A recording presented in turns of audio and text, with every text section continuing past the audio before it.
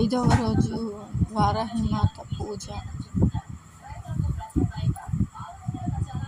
అమ్మవారి దీవెన మీ అందరి మీద, నా మీద ఉండాలని, అందరూ బాగుండాలి, అందులో మేము కంపల్సరీ ఉండాలని అమ్మవారికి మనస్ఫూర్తిగా దండం పెట్టుకుంటున్నాం.